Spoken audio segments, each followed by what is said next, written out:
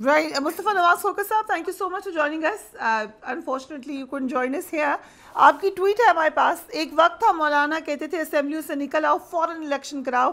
अब कहते हैं पहले मईशत फिर इलेक्शन. कहा एमआरडी की तहरीक और मौलाना के लिए का जमहूरियत के लिए जेल जाना. जमहूरियत की बात तो बड़ी जमातों की तरफ से अब सिर्फ एक ढोंग है. پھر آپ نے آگے لکھا میں نہیں میرے وچ میرا یار بولدا, جس کے اوپر سارا نے بھی پھر آگے سے ٹویٹ کیا. ایگزیکٹلی کیا لگ رہا ہے آپ کو, الیکشن آگے جا رہے ہیں, یہ کہیں پہ ڈسکس ہو رہا ہے؟ جی سب سے پہلے تو فریہ آئی ایم ریئلی سوری میں نہیں آ سکا. میں آپ کو مصروفیت ایک اچانک ایسی آ گئی جس کی وجہ سے ممکن نہیں ہو سکا کانسٹیٹوئنسی میں. No issue. اس وقت جو صورتحال ہے مولانا صاحب کا جو بیان ہے پہلے معیشت پھر انتخابات, یہ مولانا صاحب ایسی بحث چھیڑ رہے ہیں کہ ہم ملک میں جہاں پر پہلے ہی بہت زیادہ بے یقینی پھیلی ہوئی ہے, بہت زیادہ سیاسی افراتفری ہے اور اس کی کاسٹ ہماری معیشت بھی ادا کر رہی ہے کہ الیکشن ہونے یا نہیں ہونے, اس میں مولانا صاحب کا یہ موقف سامنے آنا لوگوں کو شکوک و شبہات میں مزید ڈال دیتا ہے کہ یہ پولیٹیکل پارٹیز جو صبح شام ہمیں جمہوریت کا درس دیتی ہیں, پہلے تو یہ سارے مل کے شامل ہوئے الیکشن کو ڈیلے کرنے کی سازش میں. سی سی آئی کا اجلاس کے اندر پیپلز پارٹی, مسلم لیگ نون, یہ تمام جماعتوں نے مردم شماری کو یہ جانتے ہوئے نوٹیفائی کیا کہ اس کے نتیجے میں الیکشنز ڈیلے ہو جائیں گے. پہلے انہوں نے یہ کیا اور پھر اس کے بعد اب دوبارہ الیکشنز کو ڈیلے کرنے کے لیے مولانا صاحب کی جو یہ اسٹیٹمنٹ آئی ہے, اس سے تو ہم یہی اخذ کر سکتے ہیں کہ یہ جماعتیں الیکشن نہیں چاہتی. حالانکہ پیپلز پارٹی کی ابھی ایک پریس کانفرنس بلاول صاحب نے آج کی, انہوں نے کہا کہ الیکشن فوری کرائے جائیں. پیپلز پارٹی کا ایک موقف مختلف نظر آتا ہے, لیکن باقی جماعتیں شاید نہیں چاہتی. وہ چاہتی ہیں کہ ان کا جو حریف ہے اس کی مقبولیت میں کوئی کمی آ جائے, اس کے لیے مزید کوئی قانونی مشکلات کھڑی ہو جائیں یا انہیں کوئی مزید ریلیف مل جائیں تو تب یہ جا کر الیکشن لڑنے کے قابل ہوں گے. تو اس طرح تو ملک کا نظام نہیں چلے گا, اور ملک کا نظام جہاں پر جی اور آپ سے خاص طور پہ آپ کی جو جماعت کا آپ ذکر کر رہے ہیں, کب تک آفیشیل اناؤنسمنٹ ہوگی؟ کیا شائخ خاقان عباسی صاحب سے بات ہوئی آپ کی؟ نہیں دیکھیے, میں نے جیسے پہلے بھی کہا کہ ہم اس کے اوپر ایک تجویز ہے اور میں اس موقف کا حامی ہوں کہ ایک گنجائش موجود ہے. پچھلے 3 سالوں میں تمام جماعتیں برسر اقتدار رہی ہیں, وہ ان کے اپنے مسائل تو ختم ہوئے. اگر کسی کے اکاؤنٹس ڈی فریز تھے تو وہ ڈی فریز ہو گئے, کسی کے مقدمات تھے تو وہ ختم ہو گئے, ای سی ایل سے نام نکل گیا. جماعتوں کے اپنے مسائل تو ختم ہو گئے, لیکن لوگوں کے مسائل تو وہیں پر ہیں. اور آج جو ریفارمز جو ہمیں چاہیے, ہماری معیشت کو چاہیے, ہمارے ملک کو چاہیے, ہر سیکٹر کو آپ اٹھا کر اس کی جانب کسی جماعت کی توجہ نہیں ہے. سب جماعتیں پاور پالیٹکس میں الجھی ہوئی ہیں, بیساکھیوں کی تلاش میں ہیں.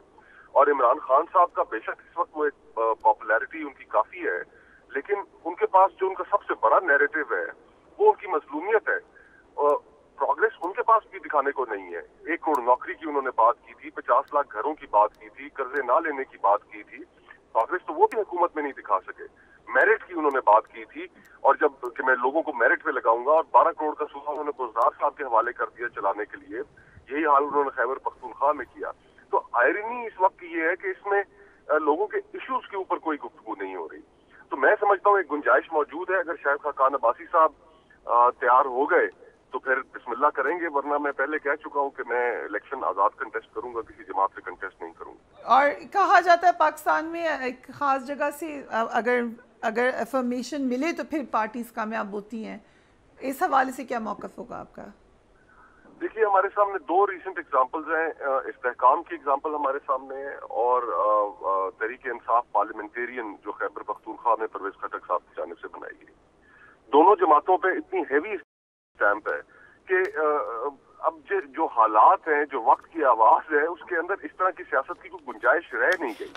جو شخص سوچتا ہے کہ وہ اس طرح کی سیاست کر سکتا ہے, اگر اس کی سیاست کسی ریفارم ایجنڈا پر بیسڈ نہیں ہے اور اس کی سیاست صرف اور صرف الیکٹیبل سے اکٹھے کر کے اسمبلیوں تک پہنچنے کی ہے, تو اس سیاست نے تو ہمیں پہلے کچھ نہ دیا ہے نہ آگے چل کے دے گی.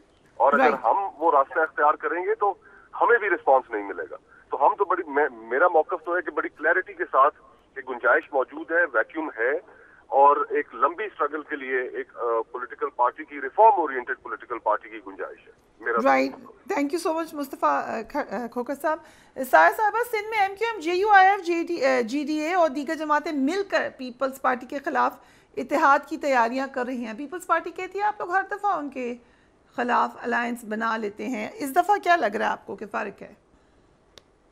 اس دفعہ فرق نہیں ہے. ابھی ہماری پارٹی کی طرف سے کوئی بیان نہیں آیا ہے کہ ہم ان باقی جماعتوں کے ساتھ مل کر, اب آپ کو بھی پتا ہے کہ ابھی جو تھا نا کہ ایک ہائپ کریٹ کی گئی ہے اور کی جا رہی ہے.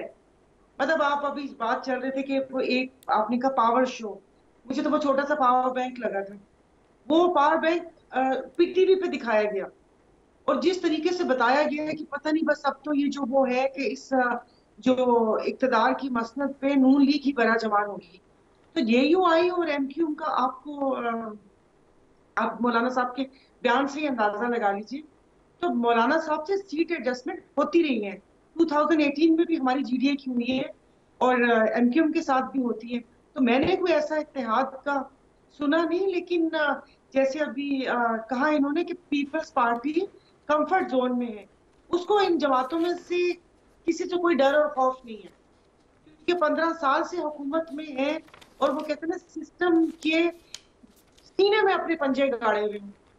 کوئی ڈپارٹمنٹ اٹھا کر دیکھ لیں, کچھ بھی دیکھ لیں, سب ڈپارٹمنٹس کو تباہ کیا ہوا, ان کے اپنے بندے, ان کو الیکشن ہارنے کا کوئی خوف نہیں ہے اور ان کو یہ پتا کہ جس وقت بھی ہو جائے وفات میں تو لیں گے, لیکن یہ کہ صبح ان کے پاس ہے. تو میں نہیں سمجھتی کہ کوئی اتحاد ایسے وہ فری اینڈ فیئر الیکشن. میں آگے بات کرنی ہوں اپنی پارٹی کی. 2018 میں جیسے ہوا 10 8 6 5 4 3 2 1 ایسے کر کے ہماری سیٹس گئی ہیں. اگر یہ کہ ہمیں بھی تھوڑی سی لیول پلینگ فیلڈ مل جائے تو ہم یہ کہ رورل ایریا کی طرف ہم لوگ اپنا ٹف ٹائم دے سکتے ہیں. اور الحمدللہ سیکنڈ لارجسٹ پارٹی ہے سندھ میں پیپلز پارٹی کے بعد. لیکن سارے حالات کی بات ہے کہ وہ کہتے ہیں نا کہ یہ جھرلو کس طرف گھومے گا. اگر ہم اس سمت میں نہیں ہوئے پھر تو 2018 والا حال ہوا, لیکن یہ کہ اگر ادھر سب جماعتوں کو ہانکا گیا پھر صورتحال مختلف ہو سکتی ہے. اس سے اچھے الفاظ میرے پاس نہیں ہے. رائٹ, اگر اجازت ہے مظہر صاحب سے پوچھتے ہیں. مظہر صاحب, سندھ میں الیکشن کے حوالے سے آپ نے کہا کمفرٹ زون میں ہے پیپلز پارٹی, سو جب بھی الیکشن ہو آپ کو یہی لگتا ہے کہ پیپلز پارٹی ہی گورنمنٹ بنائے گی؟ مجھ سے پوچھ رہی ہیں؟ جی مظہر صاحب. دیکھیں جو سندھ میں صورتحال ہے نا وہ بڑی دلچسپ ہے. کراچی میں پیپلز پارٹی ہے, P T I obviously P T I down ہے. پی ٹی آئی کی صورتحال بہت خراب ہے, خراب ان معنوں میں کہ ان کے بہت سے لوگ چھوڑ گئے ہیں, ڈس آرگنائزڈ ہے, آرگنائزیشنل ایشوز ہیں, ان کے لوگوں میں خوف بھی موجود ہے, وہ بھی ساری چیزیں موجود ہیں. تو پی ٹی آئی ایک ظاہر ہے ایک مشکل صورتحال میں. اگر ہم پی ٹی آئی کو ایک سائڈ میں رکھیں تو ایم کیو ایم کی صورتحال بھی مور اور لیس وہی ہے.